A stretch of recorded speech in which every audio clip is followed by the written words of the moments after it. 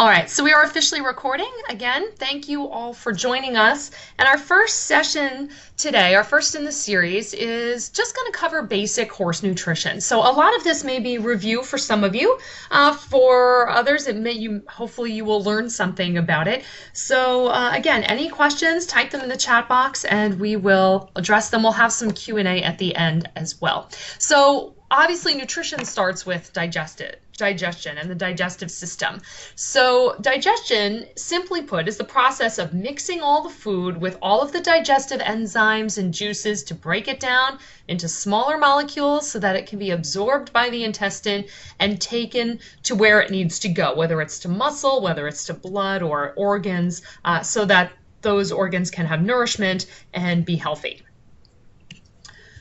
Now, remember, we tend to forget in our modern age how horses actually evolved. They certainly did not evolve in stalls eating grain meals twice a day. They were out on ranges. They were eating small meals throughout the day. Many of them covered 10 or more miles per day.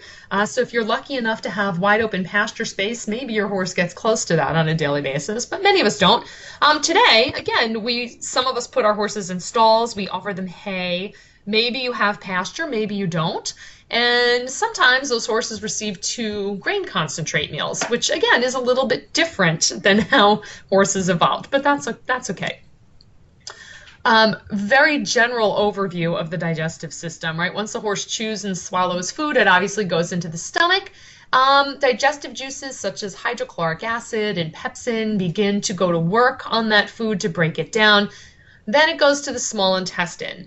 So that's where most of your absorption of nutrients occurs. So all of your protein, vitamins, minerals, carbohydrates, fat, all of that's absorbed in the small intestine.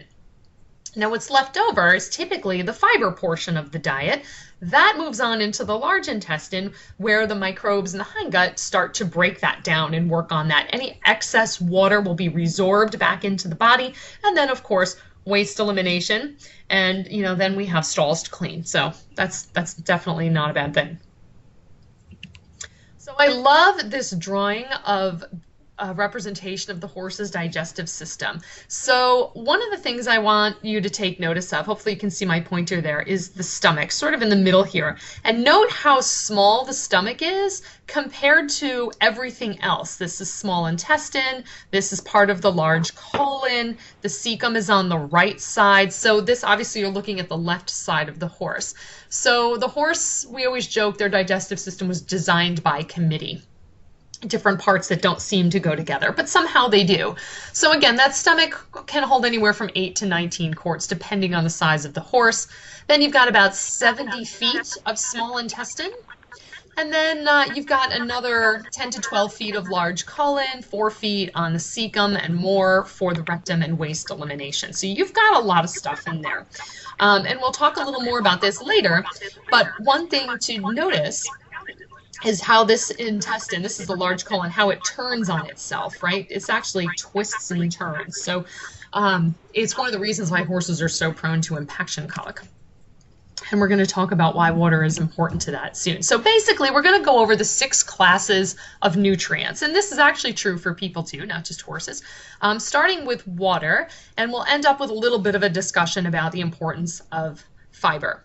So water, it's not a headline news. We know this. Water is the most important nutrient. Depending on who you speak to, some people don't technically classify water as a nutrient, but being that it is essential to life, we can call it a nutrient. So a lack of water is actually more fatal than a lack of food. Horses cannot go very long, not more than 2 days or so, maybe 3, without water, especially if it's in hot, humid conditions. Average adult horse, 1,100 pounds, needs roughly 10 gallons of water per day. And that's assuming that they're not exercising and they have access to plenty of other good stuff.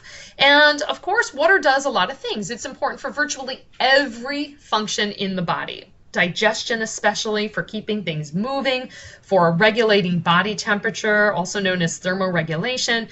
And we're coming into foaling season, so those mares that are nursing babies, their water requirements can increase 3 to 4 times. 3 to 4 times, so that's a lot. But if you think about it, the foal is completely reliant on the mare for nutrition, at least for the first few months of life. So she needs to produce a lot of water to produce the milk. There's lots of things that influence water intake.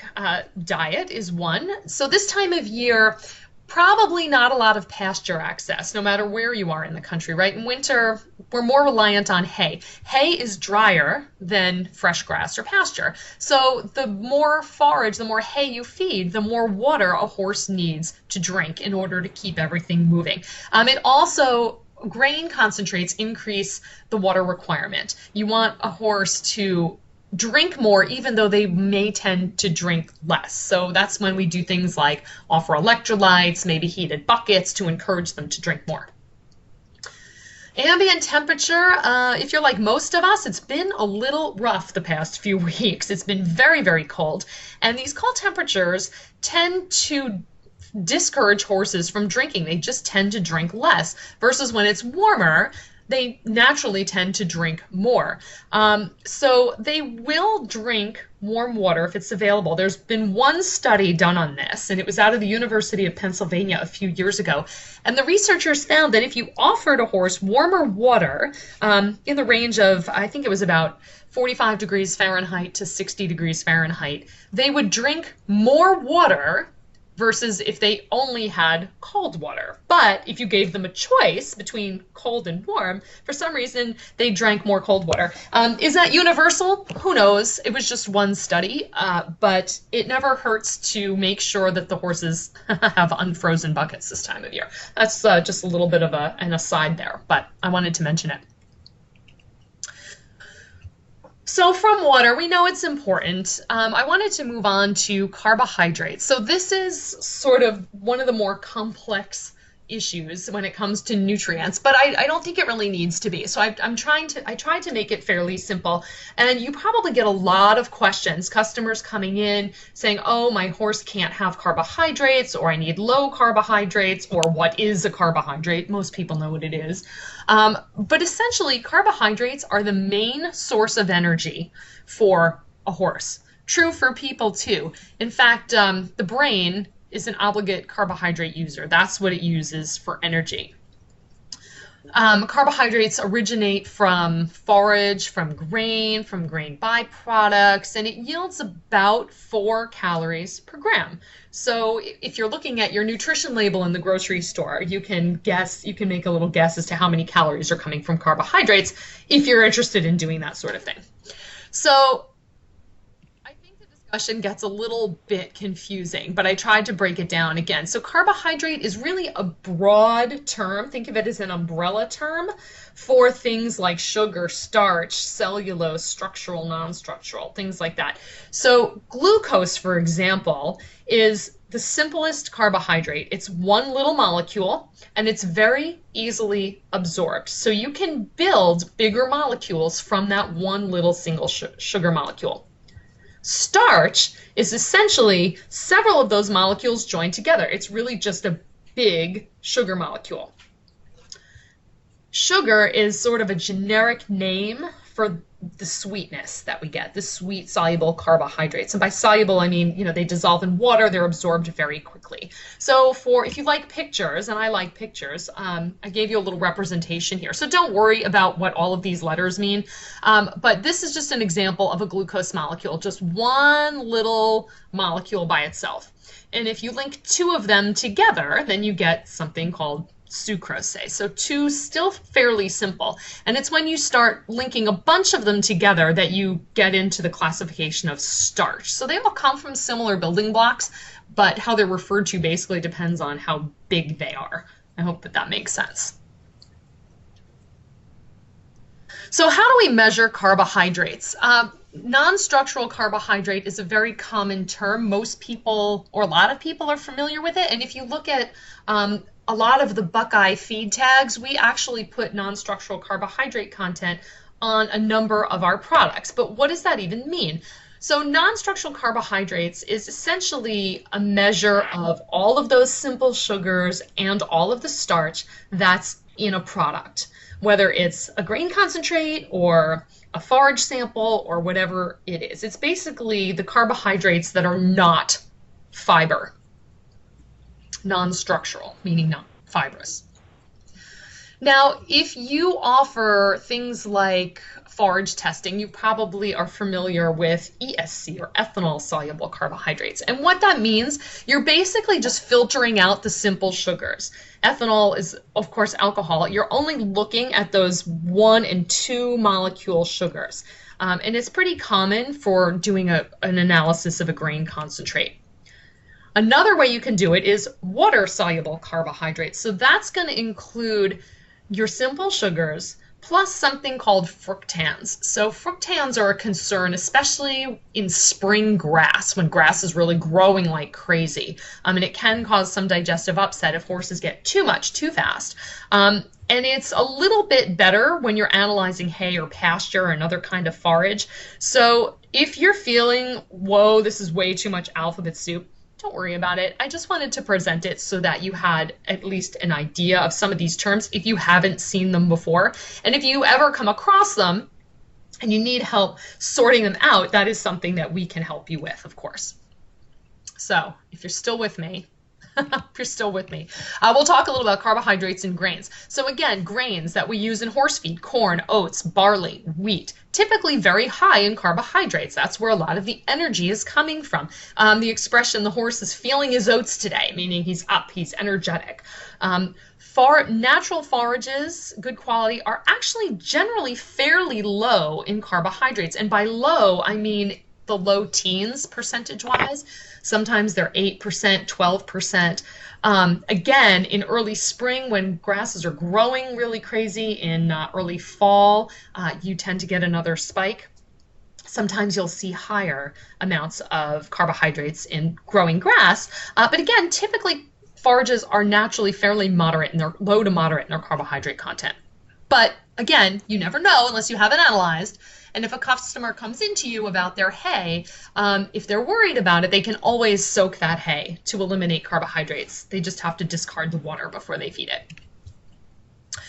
So carbs digested pretty quickly in the small intestine. A good example, if you have a really busy day and you forget or don't have time to eat lunch and all of a sudden you find yourself starving and you reach for, a Snickers bar or something, and you almost instantly feel better, right? Those are the sugar and the carbohydrates. That's how quickly they work. They're easy to break down. They do increase your blood sugar. It stimulates the secretion of insulin, right? So this is one reason why carbs can be a concern for horses that have endocrine problems like Cushing's disease or who are insulin resistant. That's a whole nother discussion, but it's just a little bit of background as to why carbs are a concern. So hard part's over. Let's take a deep breath. You're still with me. Hang in there. And we're going to move on and talk about protein. So I get a lot of questions about protein, as does Kristen. And protein is very important for a number of reasons. It is second only to water as far as being a component of body tissues. Proteins are made up of amino acids. So amino acids are like the letters of an alphabet, and then proteins are the words that are formed from those letters. So there's lots and lots of different combinations. Not all proteins are the same, just like not all words are the same. But again, it's one reason why we focus on amino acids and we put some amino acid guarantees on our tags versus just plain old crude protein. So since I mentioned amino acids, there's two kinds, essential and non-essential. Non-essential amino acids are ones the body can make on its own. Pretty simple. Essential is just the opposite. They must be provided in the diet because the body can't manufacture it.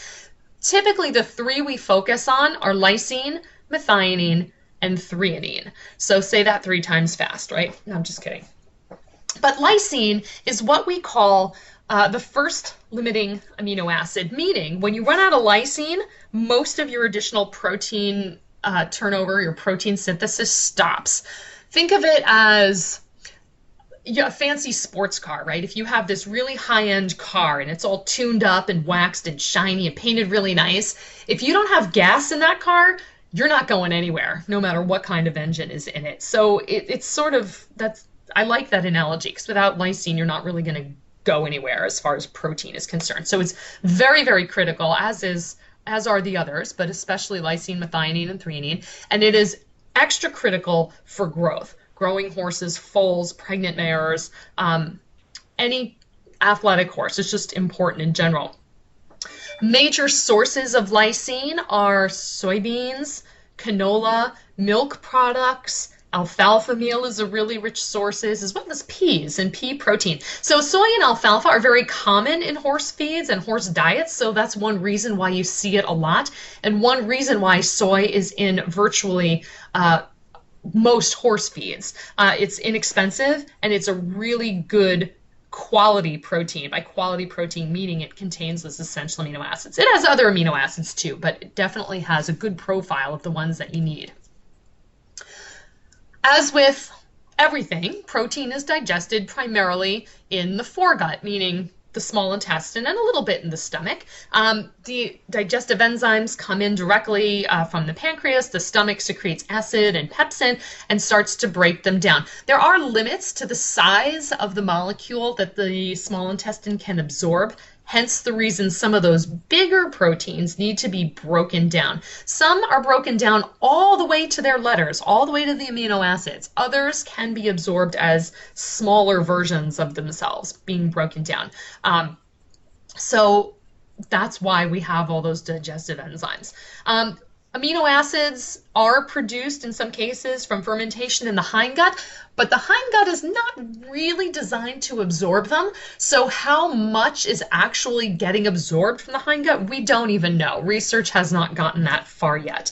So most of the digestion is coming in the intestine. Then there's the question of how much does a horse really need in their diet? Generally, most healthy horses need about 10%, but the amino acid profile is important. So when I say 10% in the overall diet, I hear a lot, oh my gosh, that Grown Win has 32% protein. I can't feed that to my horse. That's way too much. It's going to make him hot. Well, okay, first of all, no, that's not true. That's been proven by research to not be true. Protein does not cause hot behavior.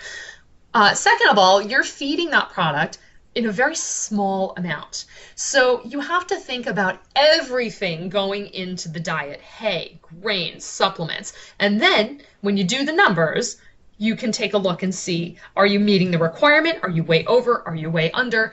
So it's just 10% is sort of a guideline. It doesn't mean that if a product has more than 10%, that it's too much. Horses that may require a little extra, certainly pregnant mares, lactating mares, growing horses, horses in heavy exercise. Even some research has shown that horses who are recovering from an illness or surgery may benefit from a little extra protein in their diet, a little extra nutrition. And seniors, in the past, we had always thought that we needed to up the protein intake of our seniors. May or may not be true. Some new research has shown that if the horse is healthy, we may not need to change their diet very much.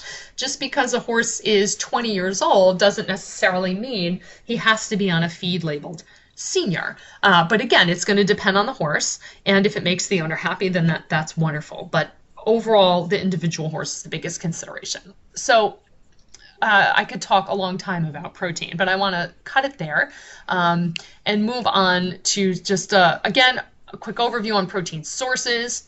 In general, forages, soybean, distillers' dried grains, peas, even flaxseed or linseed meal, good protein sources. So from protein, we'll go to fat. Pretty straightforward. Remember how I mentioned that carbohydrates provided 4 calories per gram? Fat is more than double that. It's about 9 calories per gram. And it's good, as we all know, if you like sweets or you have a penchant for that. It's decadent, it's rich. And in horse diets, we often add fat to help skin condition, if a horse has dry skin, to help the coat glow, and of course to help them gain weight, especially the hard keepers, especially senior horses. Fat is also essential for the absorption of certain vitamins. Vitamins A, D, E, and K. We'll talk briefly about those in just a moment. But without fat, you're not going to absorb those vitamins. Another benefit of fat are what's called essential fatty acids. So these are omega-3s, omega-6s. I'm sure that you hear a lot about this in your stores and customers asking. These are very beneficial fatty acids. Omega-3s have anti-inflammatory properties. Omega-6s are essential for cell membrane integrity. So keeping the cells of the body healthy. They are not evil. Some people have gotten the notion that omega-6s are bad. They are not. And horses actually digest fat and oil pretty well, but there is a limit. Horses do not have a gallbladder like we do, so they don't have a way to store bile. It's sort of continuously secreted according to their diet right into the small intestine.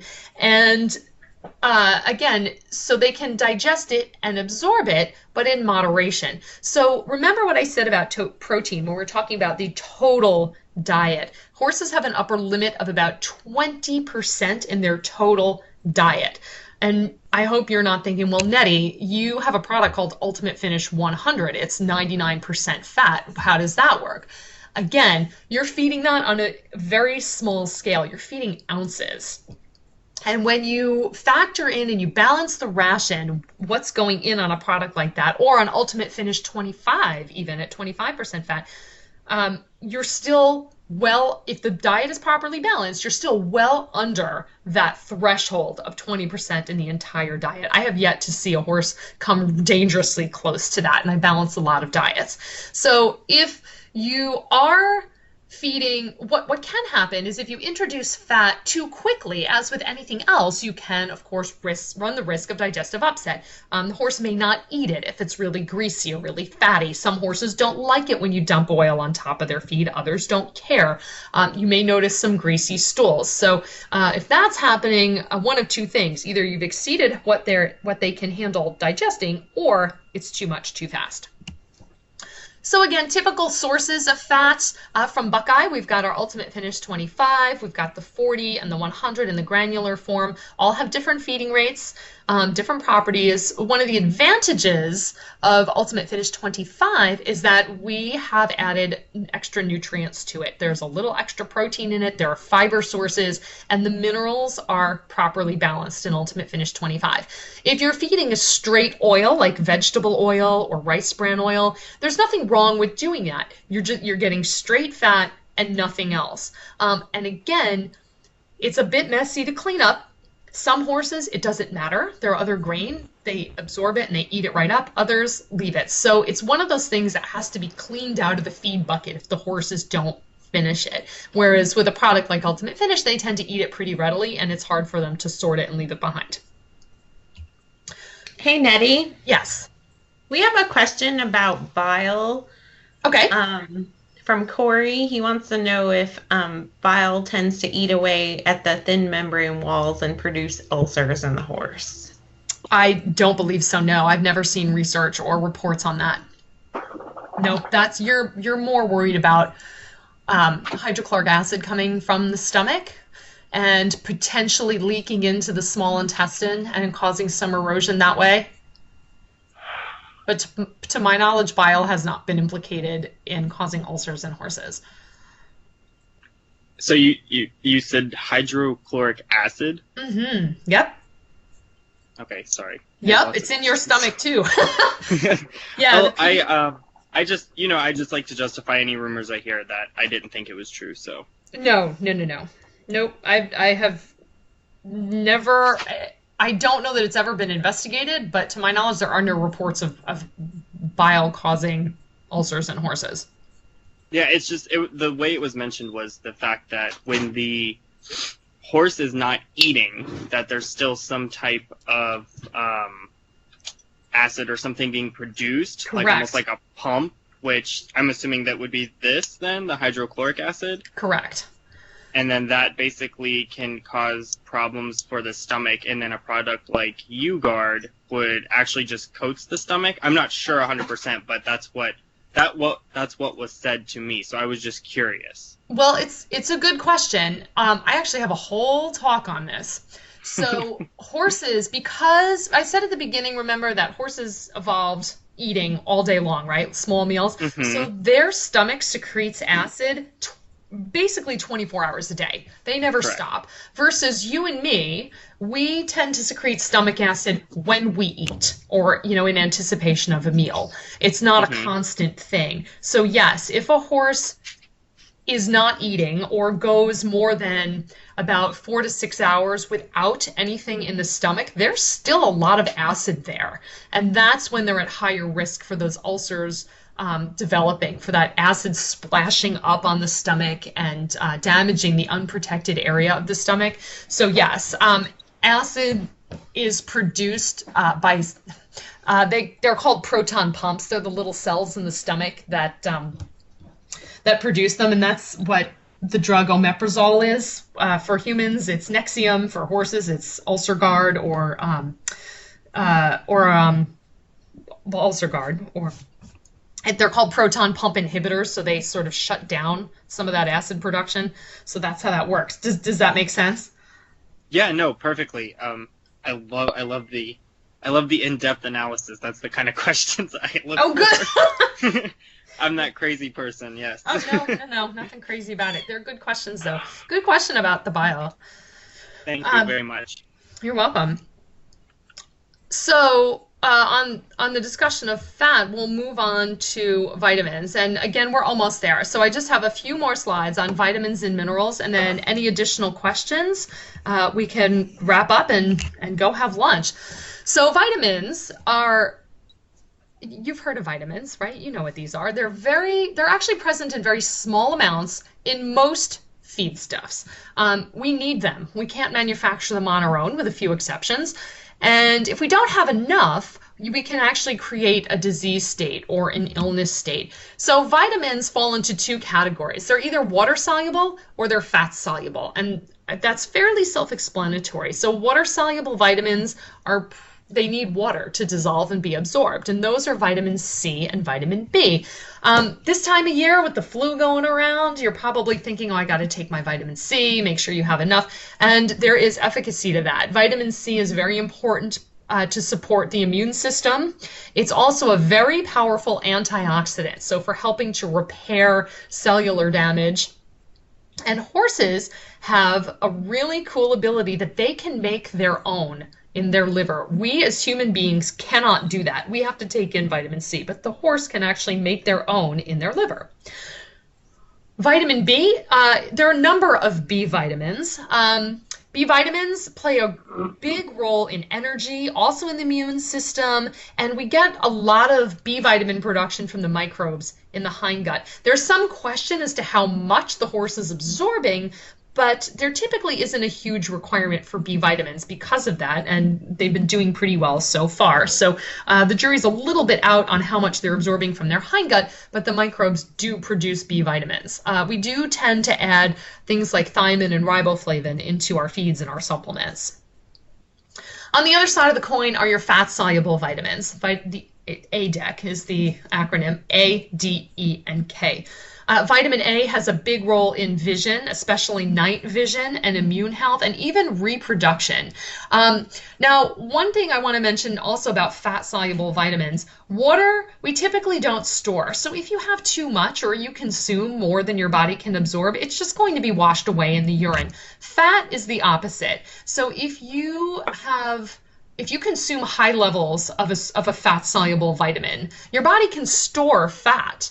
And that's one reason why too much can lead to toxicity issues. Some vitamins more than others, but it is a concern, and one reason why you don't want to be giving 5 different kinds of vitamin supplements, because you can run into trouble there. But anyway, vitamin D, this time of year we're probably all a little deficient because it's so cold outside and we're all covered up, but vitamin D, the compounds in your skin are activated by ultraviolet light, and that activates vitamin D. You need vitamin D to absorb calcium as well. We'll talk a little about calcium coming up. So essential in the diet for that purpose. Vitamin E, again, a very powerful antioxidant, important for muscle and nerve health, among other things. And vitamin K, K is for clotting, not really, but the sound goes together. Very important for vascular health and bone metabolism as well. So quick overview on vitamins. Minerals, Same kind of thing, very crucial for overall health, but they only make up a really small fraction of the diet. They're involved in just about everything from enzyme production, hormones, structural components of the body like your skeleton, maintaining the proper pH, and more and more. So minerals come from the earth, so we don't produce them in our body, and they're generally measured in two ways, either as macrominerals or microminerals. Macrominerals are measured in grams. So to give you a little perspective on that, something that weighs a gram, a paper clip, a raisin, or a sugar packet. So on the other hand, you have microminerals, which are measured in milligrams. A milligram is 1/1000th of a gram. So if you take that little raisin and you chop it up into 1,000 pieces, each piece is 1 milligram. So you think of feeding something in milligram amounts to a horse that weighs 1,200 pounds, and you kind of get an idea of how little you really need. But balance is still very important. So your macros, your calcium, phosphorus, potassium, things like that. Your micros include your zinc, copper, selenium, iron, etc. I wanted to talk a little about minerals and their interaction with each other. So this diagram on the right, don't let it make you dizzy, don't let it make your head spin, but it's just to show you how these minerals interact with each other. And it is the reason why we have to feed them in certain ratios to each other. So I've highlighted calcium and phosphorus and zinc and copper because those are some of the first minerals as nutritionists that we balance for. If you have too much of one mineral, sometimes it can interfere with the absorption of another. For example, if you have a sedan and it can seat 5 people, but you've got 9 people that need a ride somewhere, not everybody's getting in that car. So it has to be a balance of maybe who needs to be there to be on time for the meeting versus who can afford to be late, something like that. But when we talk about calcium and phosphorus, it's a critical ratio throughout life, but especially for growth. And you should never feed less calcium than phosphorus. You should, at minimum, it should be 1 part calcium to 1 part phosphorus, and even that's a little low. So you want to go for a little more calcium, like 2 parts calcium to 1 part phosphorus. And it is a little bit higher for growing animals, up until about 18 months of age. Similar for zinc and copper. So these are microminerals, and we typically feed about 4 part zinc to 1 part copper. And again, it's all about how these minerals are absorbed. Zinc and copper have a big role in, again, bone health, development, hoof health, and things like that. So ratios are key. So those are the nutrients. I just wanted to finish up by talking a little bit about fiber. Fiber is not a nutrient per se, but I don't need to tell you that it is essential. It is the basis for equine diets. We know they need it to be healthy. We also refer to long stem fiber, but what does that mean? Typically if you have pieces of hay or chopped forage that are about 2 inches or so in length, it's important to help things keep moving through the digestive tract, to help maintain that gut motility. Again, you do have horses that have issues with their teeth that can't necessarily have something that long, but we have forage alternatives and things that can help them get through that. You may have a customer come into the store and say, I just got this horse, I have no idea what they eat, I don't know what to do. Always start with hay and fiber and forage. Bare minimum of the diet should be 50% forage. It should really be more than that, closer to 70%. There are some circumstances where that's not possible. If you have high level, or if you have race horses, sometimes that ratio gets thrown off a little bit. But even so, the minimum intake of those horses' diet should be 50%. Aiming for 70% or more is even better. Grain concentrates are really supplements. It's sometimes the case where the hay isn't of high enough quality to support the horse's energy needs, to support their body weight or the work they're being asked to do, and that's when grain concentrates come in. Sometimes even good hay isn't enough to do that, especially if those horses are being asked to race, to jump, to event, to barrel race, whatever the case may be. So grain concentrates supplement energy, vitamins, minerals, protein, all of those things. Now fiber, again, even from your own diet, you probably know there's 2 kinds, soluble and insoluble. What's the difference? Soluble fiber is the kind that the microbes ferment. It can be fermented into gas and other byproducts that are physiologically useful. For example, volatile fatty acids. Suffice to say that the horse can gain energy from that. Some examples of those soluble fibers you might see listed as pectin or a resin or a gum, things like that. Insoluble fibers are sort of inert, but what they do is help to absorb water, to draw water into the gut and move it through the GI tract. If you've ever taken psyllium or like Metamucil or a fiber supplement in the morning with your breakfast, that's what it does. It helps to draw in water and keep things moving. So some examples of that insoluble fiber are anything with a hull, like a soy hull, an oat hull, stems or lignin, those really structural, stiff, woody fibers. Some of that long stem fiber, especially the insoluble stuff, does help to add bulk to the ration, meaning it'll help slow intake time. The more a horse chews, the more saliva they produce, the better they can buffer some of that stomach acid we talked about earlier, and that's a good thing. It'll help extend the time it takes for the nutrients to get into the body, less risk of having too many carbohydrates at one time. These are all good things. Fiber is digested slower than carbohydrates, so you get a little slower release of energy in that regard. And of course, as I mentioned a million times, it's essential for maintaining gut motility. That's key. We all know that if you have ever dealt with a horse. So fiber is not digested in the small intestine, it is digested in the large intestine. And I love this cartoon on the right-hand side here. So think of the horse's head as being at the top of the screen and his tail being at the bottom. So the right-hand side is the right side. This portion represented by letter B is the cecum. So the small intestine goes right into the cecum, and this is where you get a lot of your fermentation here. Once the cecum is done with the fiber, it goes into the lower right colon, right here, letter C. And then it turns around the sternum and comes back to the left side. And look at this right here at letter E. Notice the diameter of that colon. It gets much smaller and you get a bottleneck here. So this is one area where if water intake is insufficient, you can have an impaction colic here. A veterinarian can feel this upon exam. So that's one of the places they can feel an impaction. But again, the diameter of this intestine changes a bit. Then it turns again. So you wonder how horses are walking around the way they are. But again, proper fiber, proper water intake can help minimize those risks.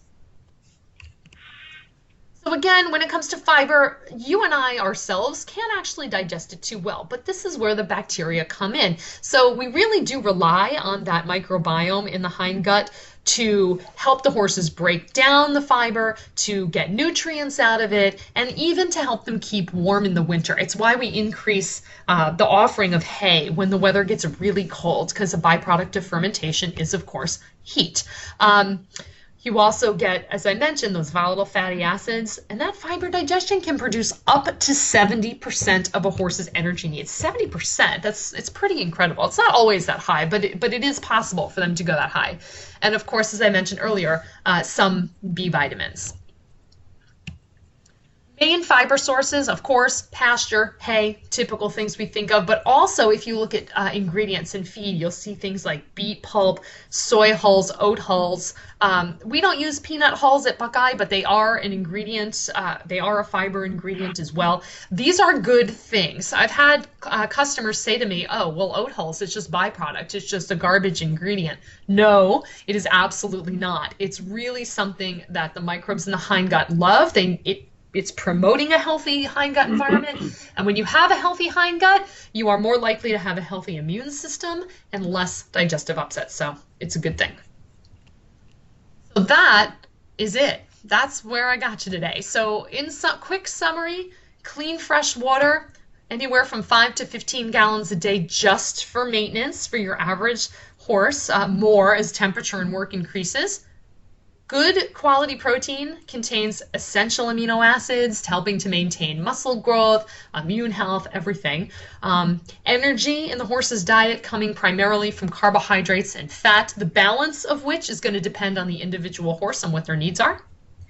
Vitamin and mineral balance is critical for health. It's not a matter of just throwing them a supplement and hoping for the best. We want to make sure we're doing everything in proper balance. And of course, all equine diets should be based in fiber. So I sincerely hope that you found this useful and you learned a few things. And just as a reminder, coming from Buckeye Nutrition, we are an equine-focused company. We have our meal is 100% medication-free, so no risk of ionophore contamination in our feed. And we know where all of our ingredients are coming from. We can trace them right back to the source, which is becoming increasingly important for a lot of people. So again, I would definitely like to open it up if you guys have some questions, if there's something you want to talk about. Let's go ahead and do that. And again, they are being recorded, so your questions will be recorded. Corey has a question, Nettie. Okay. I guess I could just talk instead. All right, I can see you here. Would there be a way to see a diagram about which is higher in fiber or fat? I'm not sure I understand what you mean. What I mean is, like, as a feed store, we sell many different hays from Timothy, alfalfa, peanut, coastal, Bermuda, etc., etc. What I hear a lot of people that come in, they ask the question, like, what hay is good for my horse? I know this is a very weird question because, like, and obviously, you know, coastal is more of a filler, but then you have alfalfa, which actually carries a lot of nutrients with it. Sure. Being in Florida, we don't really have access to good grass. So which hay? So here's... Like, some people won't feed alfalfa because they say it's a hot hay. I Because know. it makes... So that's what I'm asking, is, like, is Timothy higher in fiber, high fat versus, or peanut versus, like, that's what I mean, is, like, how would we know? Okay, so here's the scientist answer. It depends. It really does. And I know that probably doesn't help you, but here's why it depends. It depends on when the hay was harvested and at what stage of maturity the plant was when it was cut. So if you have hay that was cut late, you'll see a lot of the seed heads. It won't be very leafy. It looks a little more rough, for lack of a better word. It's probably higher in fiber and lower in nutrients. It's, of course, so my caveat to this is it's impossible to tell the nutrient content of a hay without having it analyzed. But there are some characteristics you can look for.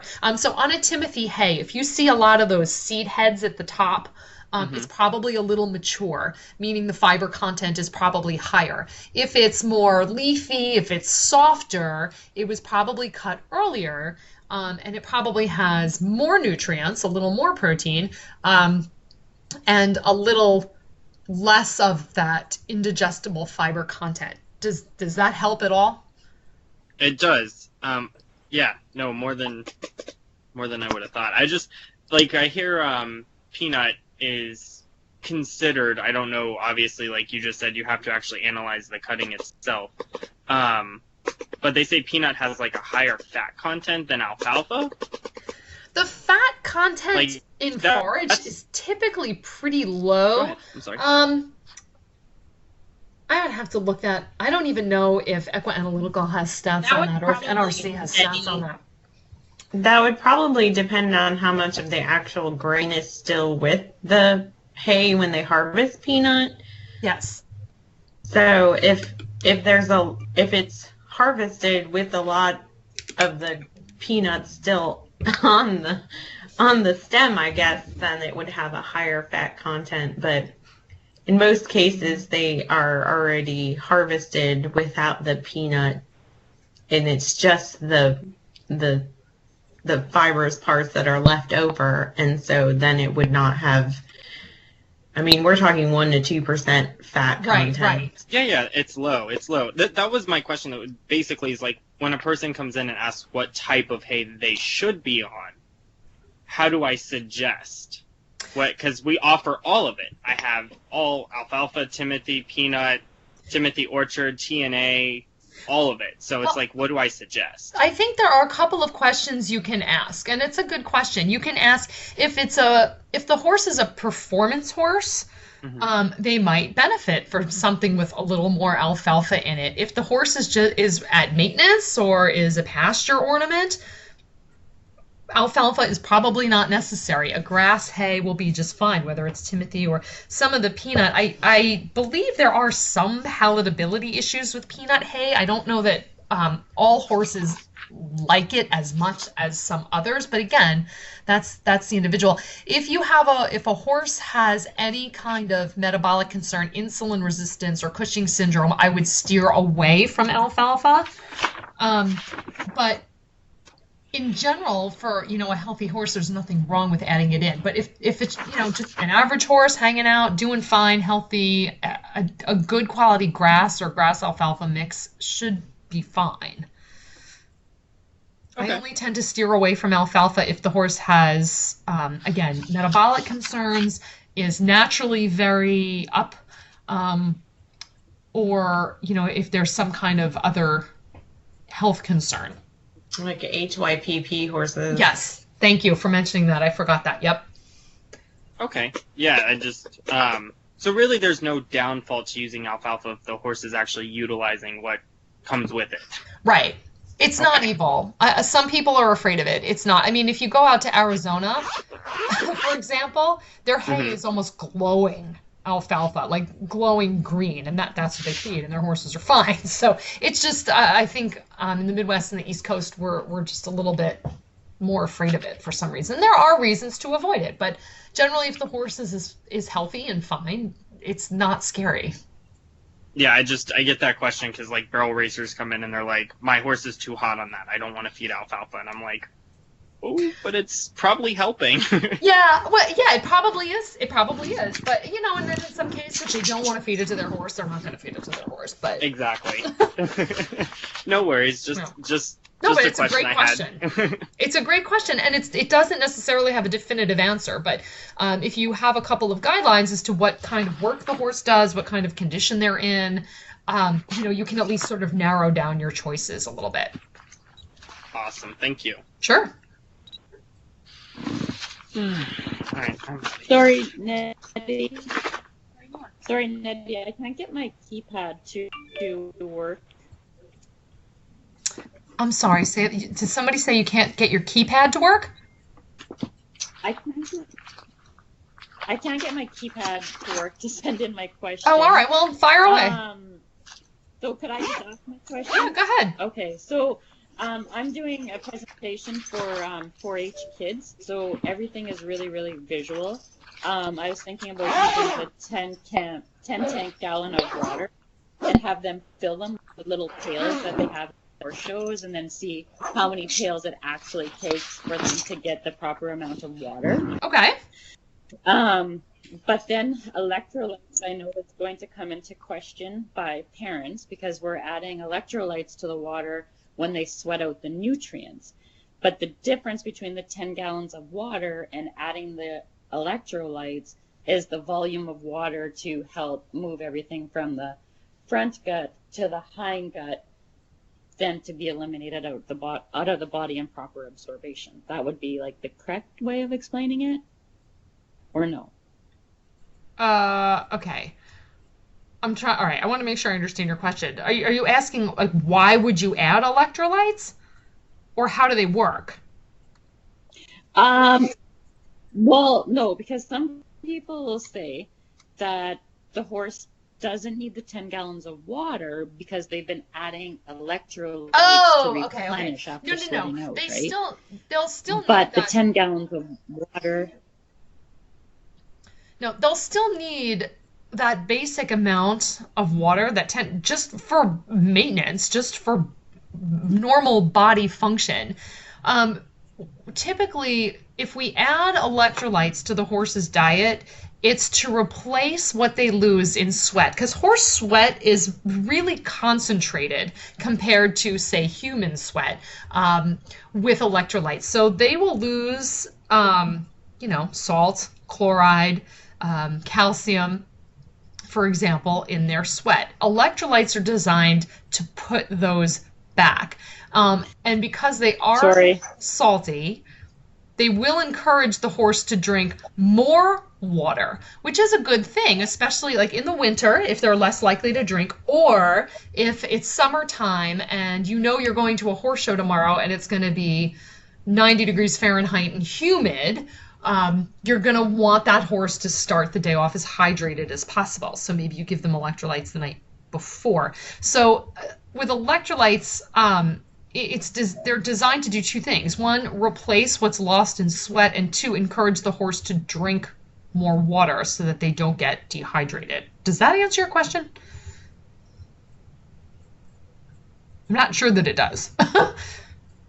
No, it totally does. I just wanted to emphasize that there is the difference between 10 gallons of water and adding electrolytes. Yeah, well, if you add electrolytes, you would want to make sure that they have access to more water. But you still need water. Yeah, I mean, if you offer electrolytes, you want to make sure that plenty of water is available, because if you make them thirsty, you want to make sure they have enough to drink as much as they want. Yeah. No. So yeah, so they would probably take in more water if you add electrolytes. I seen with the ulcer stuff, horses' guts never being left, longer than 4 to 6 hours.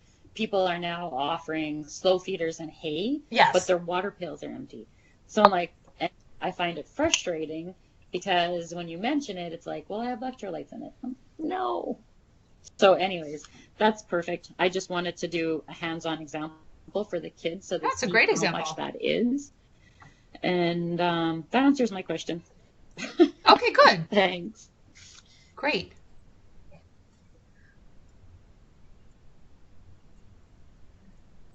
Anybody else want to pipe in?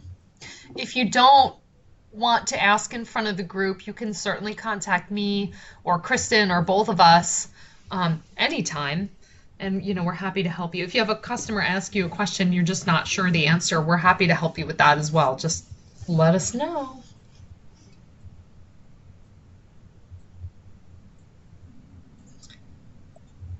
Somebody is typing a message real quick, or a couple people are typing a message. So I'll give them a moment here to get their questions in.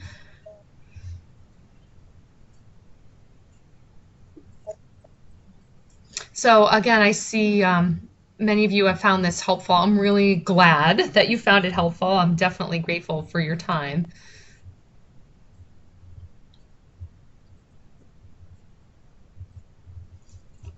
And again, while I'm waiting for the last question to come through, certainly I am still recording this. I will make the recording of the session hopefully available by the end of the day. It's going to be a secure link, so when you get the email, it's just going to ask you for a verification. It'll send you a code, and you type in the code, and then you should be able to view it no problem. Terry, I see you're typing. If you want to just go ahead and ask, you can just unmute yourself and go ahead and ask. Oh no, she said thank you. Okay, great. All right, well, I guess unless there's anything else, I'll let you go a couple minutes early. I promise not to keep you more than an hour. So I'd like to stick to that. And again, don't hesitate to contact us if you have any more questions. I'll send out another invitation for our next session next month, and we'll see you then. So thank you all. Thanks, Nettie. Thank you. Bye. Bye.